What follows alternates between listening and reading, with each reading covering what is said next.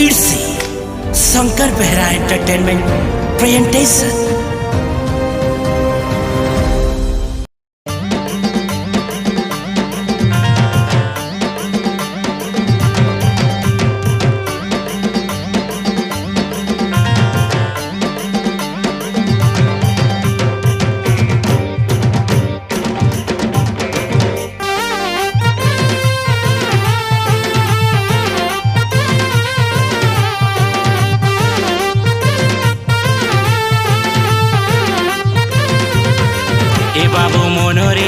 ए बाबू मनरे टुकेल माया नुहु दूरे रहिथा। ए बाबू मनरे टुकेल माया नुहु दूरे रहिथा। सबु टुकेल धोकावाली बुझलु, सबु टुकेल धोकावाली टा सब कथा। ए बाबू मनरे टुकेल माया नुहु दूरे रहिथा। ए बाबू मनरे टुकेल माया नु दूरे रहिथा। ए बाबू मनरे टुकेल माया नु दूरे रहिथा।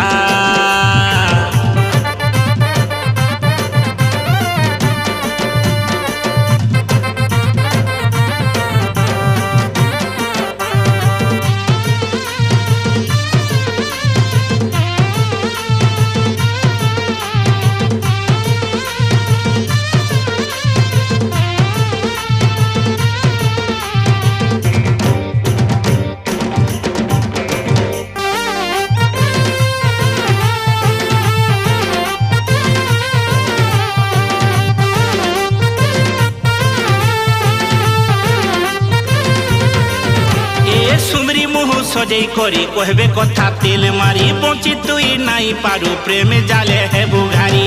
महा मुश्किल रे बाबू खाली घारी होथु बुझलु।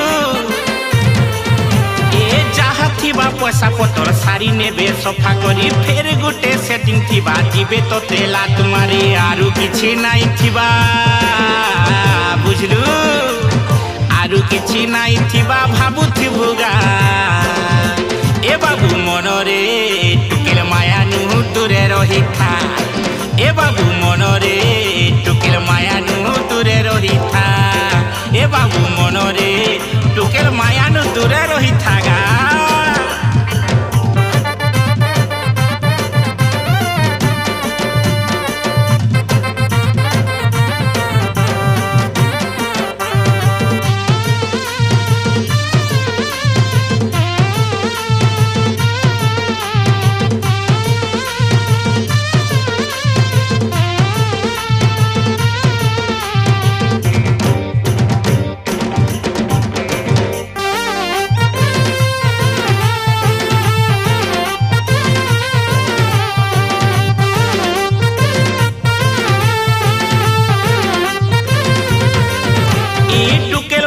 बड़ा विपद की है जानी नाई पारी। जाले तो पड़ी करी केते केते गले सरी। बिल्कुल बंचुद नेन रे बाबू सरी जीबू।